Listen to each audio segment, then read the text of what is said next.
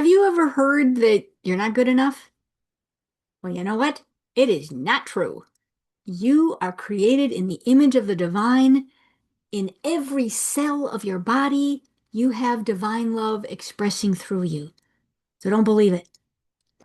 Hi, I'm Leah Skurdal, and I'm happy to share my chapter in the Wellness Universe Guide to Complete Self-Care 25 Tools for Transformation. My chapter is Chapter 19, The Courage to be Seen. Reclaim your voice, power, and purpose. And I'm so happy to share this with you because it is how my life changed through becoming aware of my worthiness.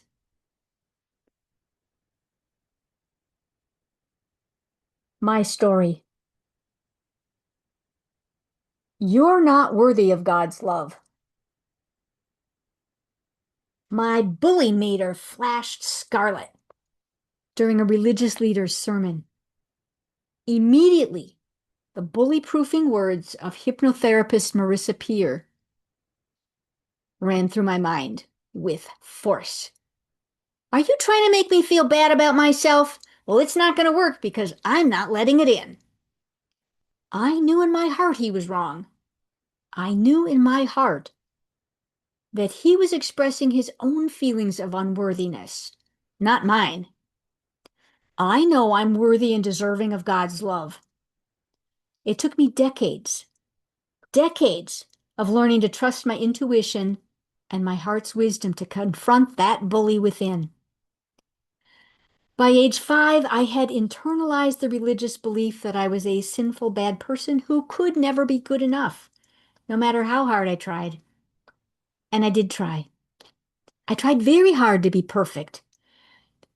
Now, sometimes kids misinterpret you did something bad with you are bad. And I did that. Yeah, religious teachings exacerbated those mistaken beliefs. The greatest transformation I've ever experienced in my life was realizing, accepting I am worthy of the transcendent love of God, divine love, or whatever name you give the creator of all life. I'm not separate from the divine. I am embodying my soul as an extension of divine love expressing uniquely in me, as me, and through me, in each moment. We each uniquely embody our souls through our lives on earth. All of us are infinitely worthy of divine love.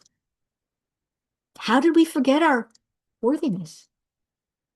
I traced my feelings of unworthiness and separation from the divine through my ancestral lineage. I also confronted my terror of being known for my natural abilities as an intuitive and a mystic, a fear implanted through religious teachings. Have you experienced that fear too? It doesn't feel safe to be seen and heard as your authentic self, the soul self you came here to embody. Many of us grew up with those religious teachings that tried to get us to fit in, belong to the tribe, and be safe. But when we do comply with those messages, we deny who we are and what we know as truth in our bones. So this is my journey through embodying the highest and best version of me, my divine soul self. I hope it inspires you to embody the highest and best expression of you, your divine soul self. So you know who you are in your bones and your blood. Are humans born broken or born whole? I grew up blessed by a close-knit family with loving parents who did their best to create a safe, caring environment for us. I also picked up the toxic, shame-based message that I wasn't good enough, could never be good enough, because all humans are inherently flawed. We are born broken from original sin. My interpretation of this message caused me suffering and affected my self-image. Did you inherit the belief that you were born broken? Let me share a couple of stories with you from history to explain where that belief originated from.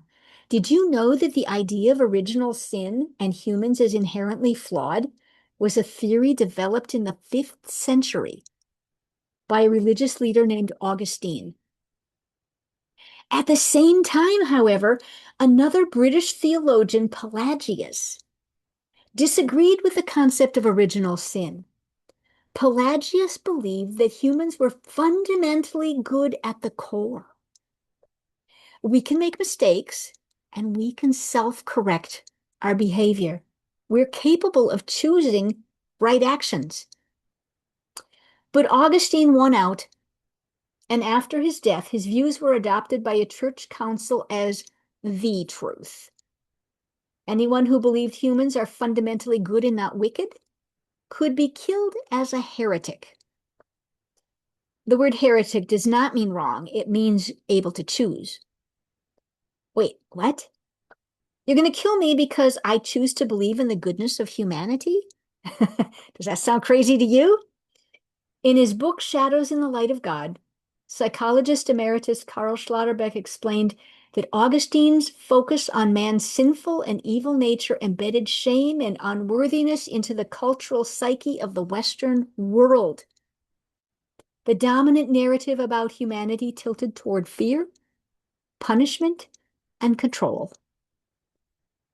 What if Pelagius's view of human goodness had become the guiding truth of our culture? What would be different now? For generations, believing in human goodness could get you killed. Add a layer of fear to that belief, and it gets worse. European immigrants spread unprocessed fear and trauma through the entire Western world. Epigenetics and stored trauma. Your fear of listening to your intuition may not even be yours. I grew up absorbing the subtle messages that behavior outside the norm, such as intuitive or psychic insights, or anything deemed otherworldly, was suspect and often labeled witchcraft. Without realizing it, I suppressed my natural intuitive gifts. For much of my life, I've been afraid to show up as an intuitive and my authentic self. Being too far outside the norm might lead to death and humiliation for our families. When my kids were young, I felt an urgent desire to go underground, to blend in, to hide in plain view. I have to keep my children safe. I gave away art objects that might appear witchy or heretical. A goddess candle holder, a firebird, a crystal. I felt better after purging my home of questionable art. I wanted to appear normal. Yet, friends may tell you that my trying to appear normal didn't fool anyone. One of my clients told me, my friend advised me to stay away from anything mystical. And I never saw that client again. For much of my life, I've followed unconscious programming to keep myself and my family safe by not showing up authentically in the world. Why am I afraid to trust my intuition? Why does that feel unsafe in my body? I got curious. I did the research. And here's what I discovered. The science of epigenetics shows that unprocessed trauma doesn't just disappear. It can be stored in the body and passed through generations to be processed at a more convenient time. When a parent or grandparent experiences something deeply traumatic, starvation, war, abuse, sudden loss, their survival response can leave chemical markers in the DNA. Those markers don't change the DNA sequence, but they do influence how certain genes are expressed. In other words, we can inherit our ancestors' coping strategies so future generations know how to deal with similar situations. If your grandmother lived in a state of hypervigilance, always scanning for danger, waiting for the next blow to fall, those protective patterns could have encoded into the egg that became your mother and eventually you. So if you sometimes feel anxious for no obvious reason or afraid to stand in your truth, it might not be your fear alone. You may be carrying unhealed fear from generations past. The good news is if we can inherit trauma, we can heal it.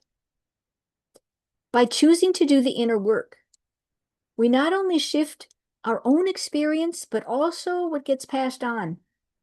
When we release inherited trauma patterns, we make space for restoration at the cellular level. We create the possibility of passing on resilience, love, and safety rather than fear. That is the power of soul embodiment. Healing not just for ourselves, but also for those who came before and for those who will come after. Learning about epigenetics and stored body trauma revealed a new level of body awareness. My ancestral body response to stored trauma. A full body panic took my breath away. Suddenly my heart raced, my mind went blank as my breathing became shallow. The panic activated an ancestral full body trauma response of persecution while reading a chapter in My Grandmother's Hands by Resmaa Menakem. In the book, he outlines how unprocessed trauma gets trapped in the body, particularly in Black-brown bodies and blue police bodies. In one chapter, he says white European bodies experienced terror and trauma during 500 years of witch hunts that created a culture oppressing the voices of women intuitives, healers, and mystics. Why am I having a visceral body response to reading this chapter? I know witch trials happened in England, France, Germany, and Spain. Witch trials didn't happen in the land of my ancestors in Norway, did they? My body's response convinced me to look deeper. I started researching witch hunts in Europe during the Middle Ages. The concepts of evil witches and witchcraft were invented during medieval times. Historians estimate hundreds of thousands into millions of innocent people were brutally tortured and executed in public witch trials. 75 to 85% of them were women. While reading about witch trials in Norway, my heart pounded and my gut tightened. My ancestors likely witnessed or experienced innocent people burned at the stake as witches and heretics. The witch hunts in Norway were typical and no worse than those in other countries' fabricated witch trials. Here's an example of witch trials in Vardø, Norway. Vardø is a small fishing village where 91 people, mostly women, were executed as witches between 1593 and 1692. 1/3 of them were Sami, the indigenous people of Scandinavia. At the time, Finnmark County had only 3,000 residents. 3% of the population was killed. That's a higher percentage than the global population of redheads. My ancestors would have heard those stories through the grapevine. The hysteria began on Christmas Eve, 1617, when a sudden storm capsized 10 fishing boats, drowning 40 men. Fear turned to blame. Women were accused of conjuring the storm.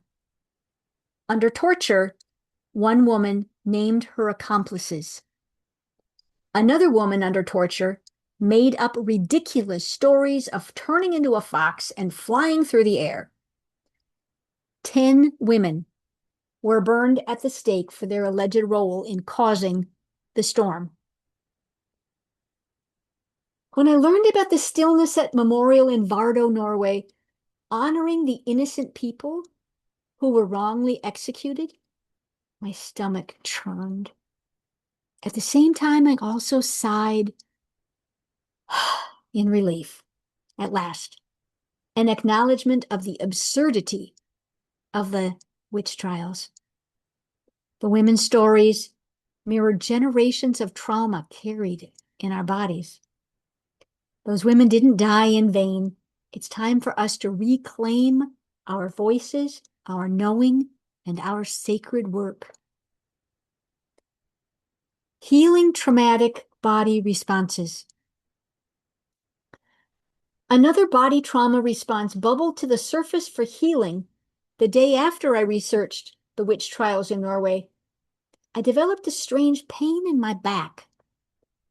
This isn't muscular, it's more likely gallbladder, my chiropractor and massage therapist agreed. In traditional Chinese medicine, pain in the gallbladder is related to unprocessed anger and rage. When I listened to my body pain, I sensed my rage over being judged as a heretic and living in chronic fear of being discovered. Okay, let's deal with this trauma surfacing for release. Bring it on. I did the physical tasks to be sweet to my gallbladder. I drank apple cider vinegar and olive oil, backed off weightlifting, and did the inner work of processing the emotional pain that had surfaced. Within days, the pain had moved on through, disappeared, and did not return. Through sensations and patterns in my body, I've come to understand that I inherited unresolved trauma from my European ancestors, passed through generations, influencing my behavior. I don't think I'm unique in that experience. The good news is that if we can pass trauma through our DNA, we can pass healing through our DNA. And that's exciting to me as a healer. I expect that as I heal myself, I'll be able to help others heal their trauma as well. At a subatomic level, we are all related. My visceral body responses and intuitive knowing. Even though I haven't experienced persecution as an intuitive healer and mystic, cellular memory in my body makes me feel as if I have. A thread of distrust for intuitive wisdom runs deep. In our modern world, we tend to trust the scientific process over intuition. Unless a thought is proven through testing, it's suspect. Yes, of course, we can acknowledge that some people propose questionable theories that merit testing and empirical evidence. And yet, intuitive knowing leads to breakthrough thinking. Dr. Jonas Salk, inventor of the polio vaccine, said, "Intuition will tell the thinking mind where to look next." Answer the call. Sitting at my kitchen table, I hungrily pored over a multi-page invitation to an upcoming meditation program. I was trying to fill a spiritual hunger. Is this the spiritual growth path I've been looking for, I wondered? The landline phone rang. Hello? No one was there. I hung up the phone and sat down to read the flyer again. The next line said, "Some of you have received a call." Oh, okay, got it. Sign me up. That was a turning point. I answered the inner call and began studying Awakening Your Light Body, a spiritual discipline that I've continued to study for over 30 years. As I gained mastery levels of light body training, my life changed for the better. I allowed divine love in. I learned to work with subtle energy frequencies. Divine love expressing through me spreads ripples of well-being into the environment around me. I am becoming a soul-infused personality.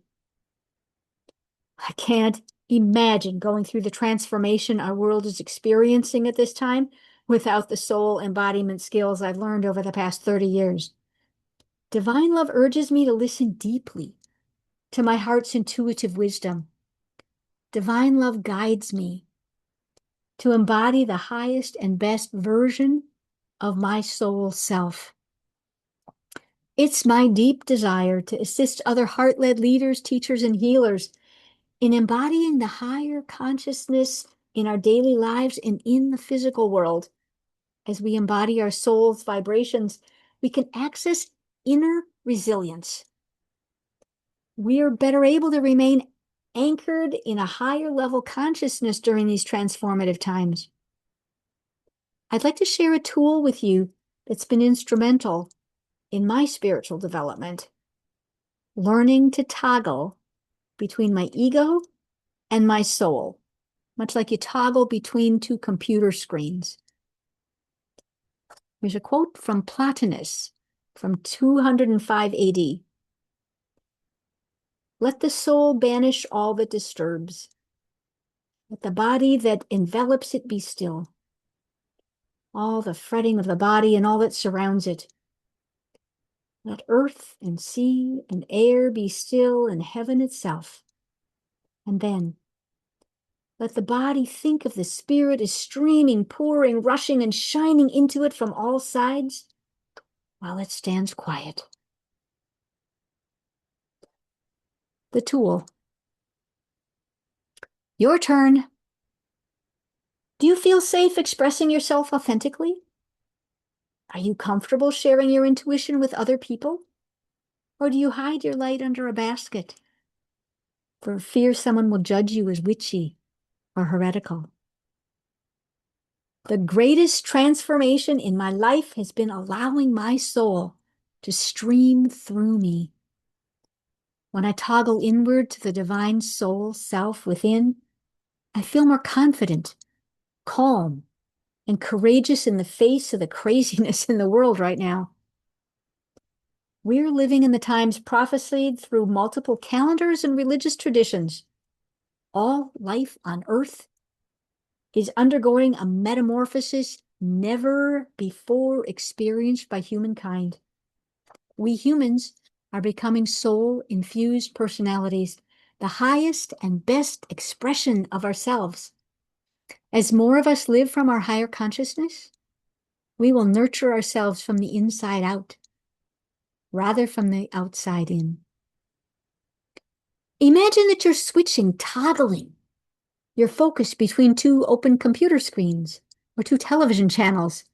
Similarly, you can switch or toggle your awareness from focusing on your small finite self to your infinite soul self. When your ego forgets, your soul always knows your connection to divine love, your worthiness, your intuitive heart wisdom, your highest good, the kingdom of God within, the inner peace that passes understanding. Toggle inward. Here are ways to toggle inward to your soul connected to divine love. Here's a toggle meditation. Focus your awareness from head to heart. You even tap on your sternum, tap on your heart. Imagine you can breathe through your heart as if you have a nose in the center of your chest.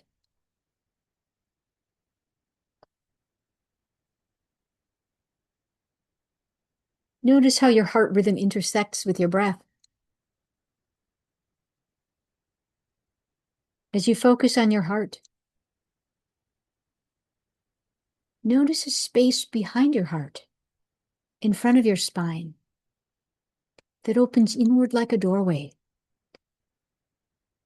And follow that spark of light through the open doorway to your inner sanctuary of divine love within. And pause here, as if sitting by a cool stream, and find respite.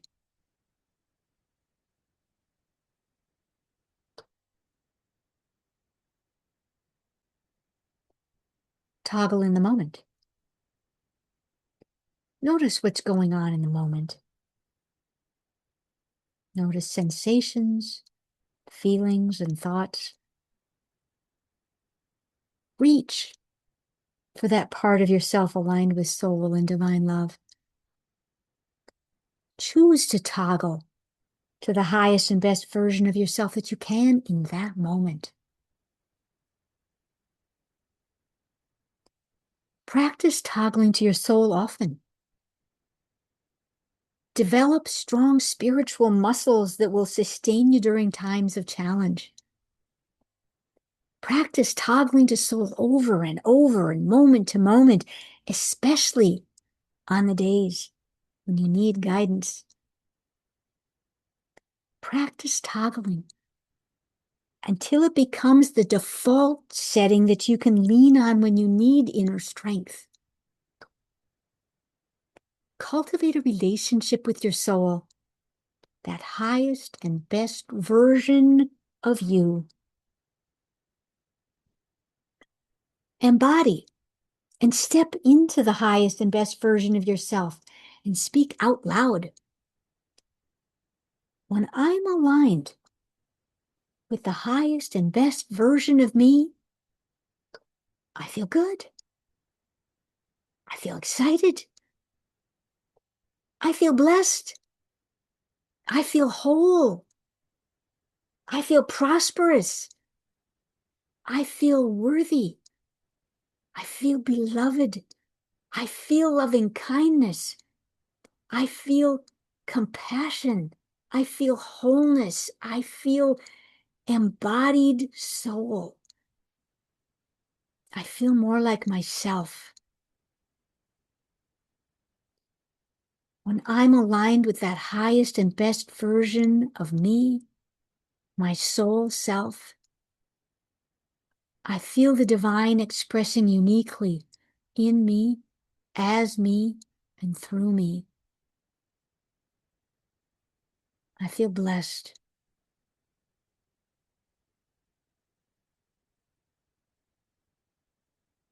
Breathe. Lock it in. See how long you can speak those inner truths out loud to yourself. Esther and Abraham Hicks suggest we speak higher truths and hold that feeling for 17 seconds, creating a shift to a higher vibration. Then maintain that higher vibration for 68 seconds, and you can embody your soul.